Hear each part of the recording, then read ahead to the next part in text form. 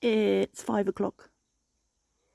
It's been a really nice day, actually. We've had nice weather all day, which has been a change from the wet and the rain and the wind. But that's all going to change tomorrow because there's another depression coming in, and I think we've got a lot of wind coming. Oh, so pretty, these clouds. A lot of wind coming. Not as much rain, I don't think. Lots of flooded areas around, lots of flooded fields. The rivers are really high. Yeah, so hold on a sec. It's getting a little chilly out here now. We've been out for another meal. What happens is I just reach a point of I can't cook. Even though I've got plans to cook, I just can't. I want somebody to cook for me. I'm quite tired at the moment, and it was just like, okay, let's go out. Poor Mark. He had his last staples taken out this morning and a blood test because he's having his platelets checked every week. They're called plaquettes here. And yeah, so that happened this morning. And I think he was dressed in I bought him tracksuit bottoms, jogging pants yesterday in Decathlon. He never ever in the time I've known him has worn jogging pants, and it is so odd to see him in them. But it makes sense for when he's doing physio, because it gives him a bit more flexibility, I think. So he had those on, and it's going to be quite noisy. The wind's coming in this direction, I think. He had those on, and I said to him, are they comfortable, and what do you think? And he went, they're fine as long as I never have to go out in them. And then I said to him at 11 o'clock, actually, I want to go out. So we went out. I booked a table, and then I had shopping to do, because then the meals that I have got planned, I needed bits and pieces. I need courgettes and creme fraiche and onions, and so I thought I'll do some shopping so I can do those meals. And then we went to the Leluculus, where we went before, and where we've been several times before, and it was just a lovely meal.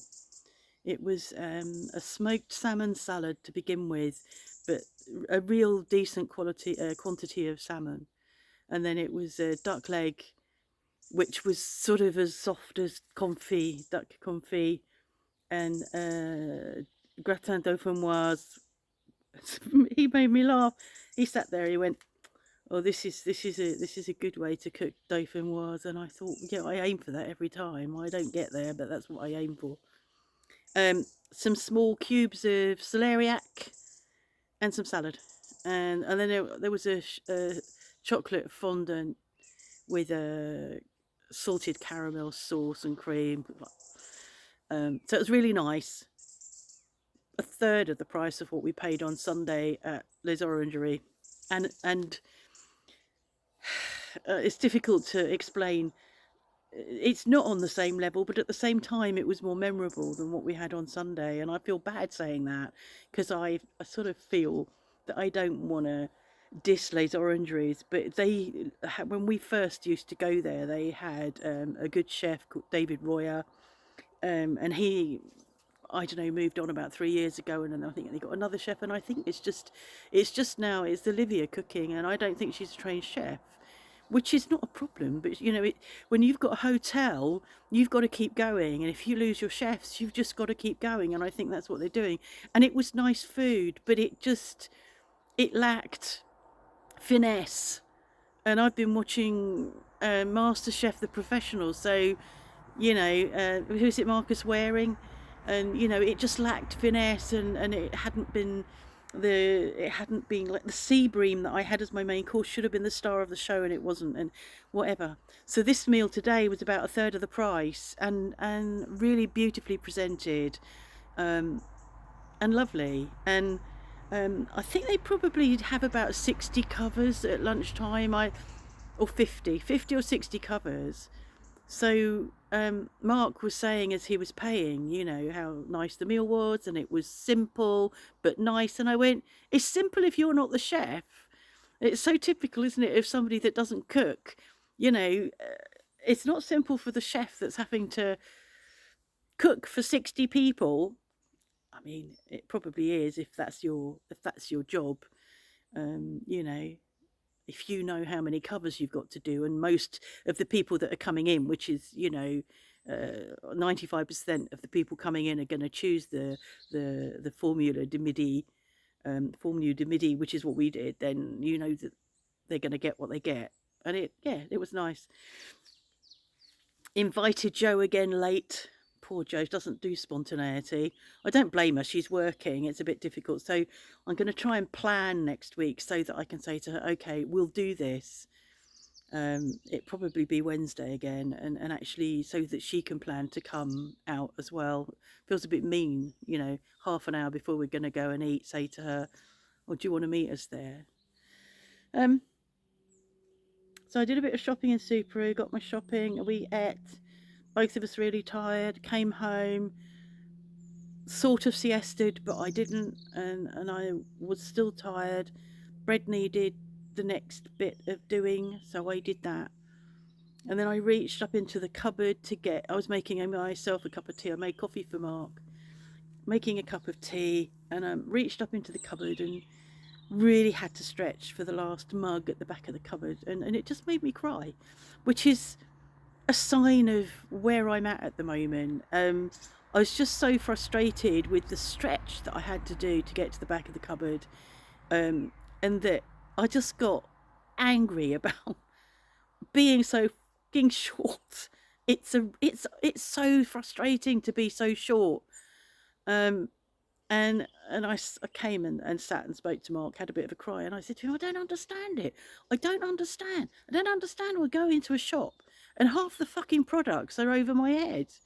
And I live in a country where the the population are actually shorter than the population in the UK. I don't know what the median height is, but most of the women my age, or most of my generation of women, are my height or shorter. Why do they pack shelves 2 or 3 up over your head? I don't understand it. So that made me angry, as you can tell. So I started ranting again. I thought, oh, here I go again. So that's frustrating, and I just wish my French was really good, because then I could go up and ask, say to the manager, why? Why is this like this? What do you achieve when half of the population of the store coming in can't buy what you've got up on your shelves? Don't understand it. So that's it. I wanted to say, if you're ever coming to Memorion, visit Le Lucas. It's it's one of the restaurants underneath Hotel de France. The whole thing is Hotel de France, and they've got the 2 restaurants. They've got the bistro where we were today, and the Restaurant Gourmand, which is the evening meal restaurant. Highly recommend it. I think it's the best food in Memorion, and yeah, that's what I think about that. There was another thing I wanted to say, which is very specific. It's not really gonna.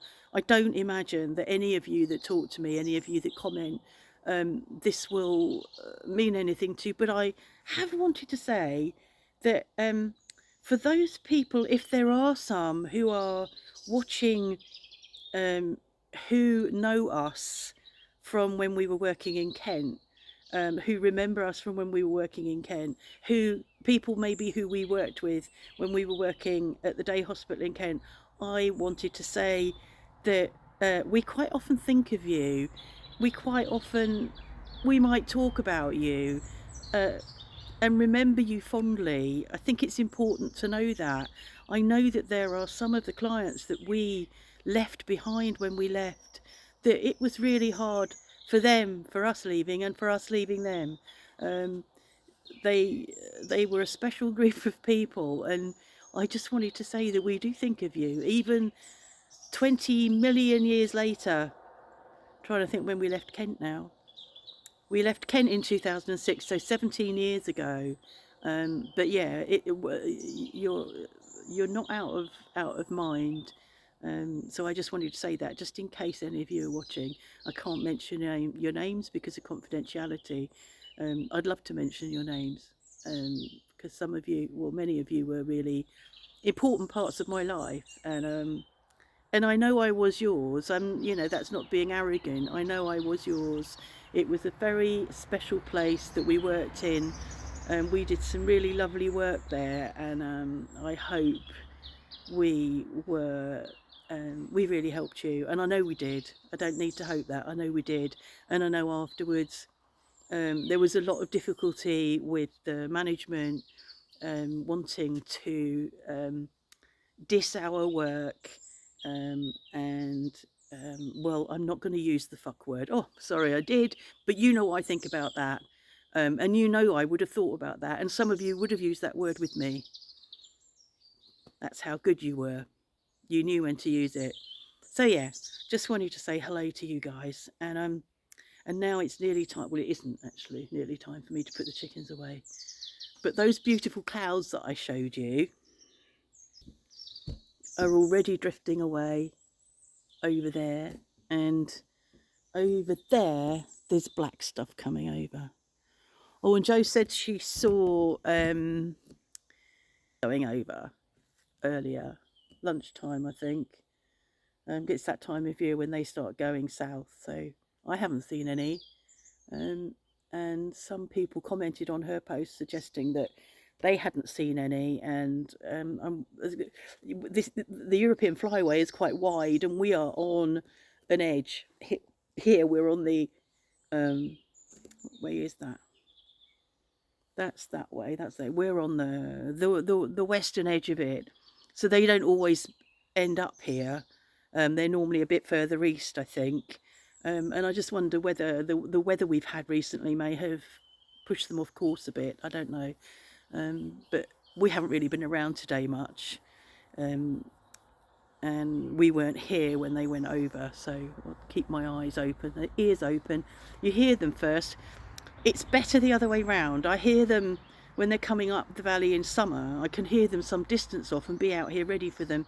When they're coming from the north heading south, it's a bit late by the time I hear them. They're already over the house, and it's a bit, you know, they're fit. And when they're up there going, they're really fast. So, but I'll keep my ears open for them. Well, I think I've said all I want to say for now. Yes, I think I have.